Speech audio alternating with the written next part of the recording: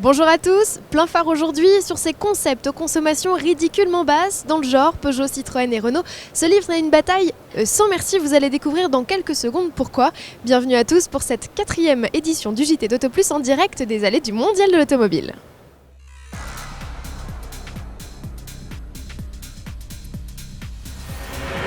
Qu'elles soient électriques, hybrides ou à faible consommation, c'est un fait, nos voitures deviennent de plus en plus écolo et la tendance devrait s'accentuer puisque l'Europe souhaite qu'à l'horizon 2020, les constructeurs réduisent la moyenne des émissions de CO2 de leurs voitures à 95 grammes par kilomètre.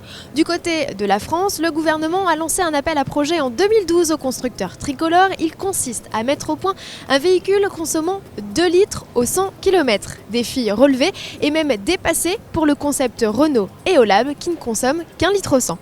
Ce prototype installé à l'écart de l'agitation du stand Renault est un véritable concentré d'innovation et de technologie. Plus de 100 brevets ont été déposés lors de sa conception. Écoutez Lorenz van den Acker, le chef du design Renault, au micro de Jean-Philippe Péden. C'était un travail main dans la main avec l'ingénierie. On avait des cibles très stretchées, je dirais. Par exemple, diminuer le poids comparé à un Clio 4 de 400 kg. Avoir quand même le même espace dedans comme dans une Clio, réduire l'aérodynamique, le CIX avec 30% et faire une sorte que la voiture reste encore belle et séduisante. L'Eolab mise par ailleurs et c'est une grande première chez Renault sur une motorisation hybride rechargeable. Elle combine un 3 cylindres essence de 75 chevaux à un bloc électrique de 67 chevaux. Alors est-ce suffisant pour proposer une consommation aussi basse? Pas seulement, écoutez Lorenz van den Acker. Premièrement, il y a la silhouette. Il faut absolument que la voiture vers l'arrière s'étroitise. Comme ça, on réduit le vortex qui est derrière. Deuxièmement, il faut que l'air soit coupé à la fin et reste attaché à la voiture le plus long possible. C'est ça la raison pour laquelle on a des aides qui bougent, en fait, qui élongent la voiture. On a aussi des aides à l'avant. Quand la voiture est en rapidité, en vitesse, elle se baisse complètement. Il y a des aides aérodynamiques qui guident l'air à côté de la voiture. Alors, c'est vraiment presque plus qu'un projet de science. Et en plus, l'aérodynamique, c'est partie magie et partie science. Alors, comme ça, c'est une bonne combinaison pour les designers et les ingénieurs. Faible consommation, poids réduit, tout en gardant au final un produit esthétique, un vrai casse-tête pour les designers et les ingénieurs. Chez Citroën, pour le coup, on a fait plus simple puisqu'on est parti d'une base existante, le C4 Cactus. Vous avez derrière moi le concept Airflow que vous présente tout de suite Max K. Pour ce Mondial de l'Automobile de Paris 2014, Citroën nous donne un aperçu de sa vision du véhicule du futur avec le concept C4 Cactus Airflow 2 litres, un concept car sur base de C4 Cactus qui ne consomme, comme son nom l'indique, que 2 litres d'essence au 100 km. Pour y parvenir, le constructeur au chevron annonce avoir amélioré de 20% l'aérodynamique de son crossover, grâce notamment à de nombreuses pièces mobiles que ne renierait pas Ferrari, comme les prises d'air du bouclier avant, les volets intégrés aux jantes ou encore les ailettes accolées à la lunette arrière. Les passages de roues conçus pour guider le flux d'air, les soubassements carénés et les pneus étroits à faible résistance au roulement complètent la panoplie extérieure. 100 kg ont également été gagnés par rapport au modèle de série grâce à l'emploi massif d'aluminium, de fibres de carbone et autres matériaux composites pour un total de 865 kg.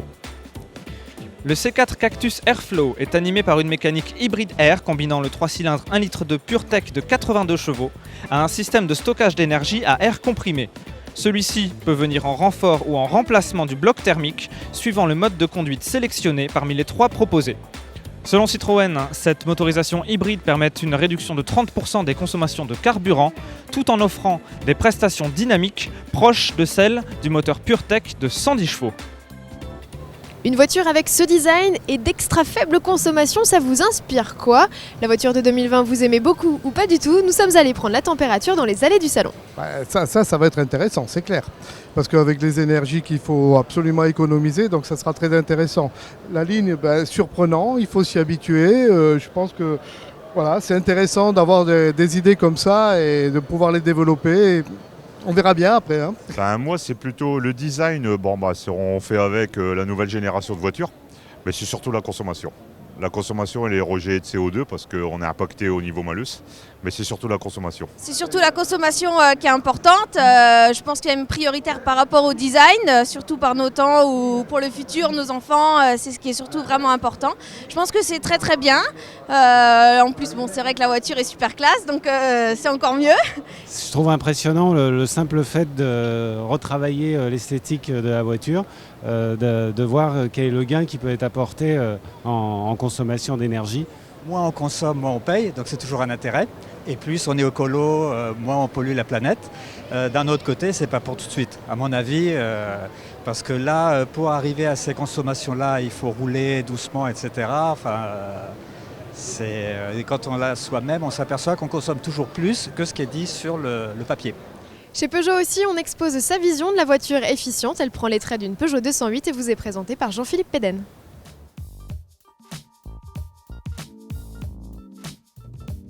Moins attrayant que les concepts Quartz ou Exalt du stand Peugeot, ce prototype reprend la base, vous l'aurez deviné, d'une 208. Il utilise une technologie mêlant essence et air comprimé.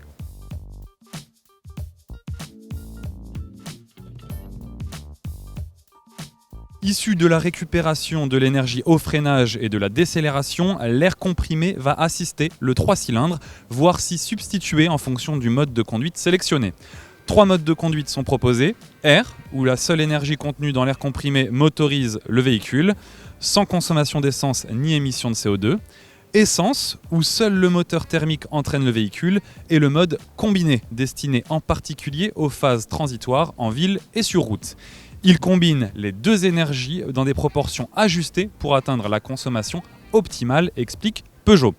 Il s'agit encore d'un prototype, mais le constructeur au Lyon répond par l'affirmative au projet gouvernemental de voitures ne consommant que 2 litres au 100 km. Ce prototype ultra sobre est plus léger de 100 kg par rapport à une 208 classique, grâce notamment à l'utilisation pour la carrosserie de pièces en fibre de carbone et en aluminium. Il a été réalisé avec de nombreux partenaires comme Faurecia, Michelin ou encore Valeo.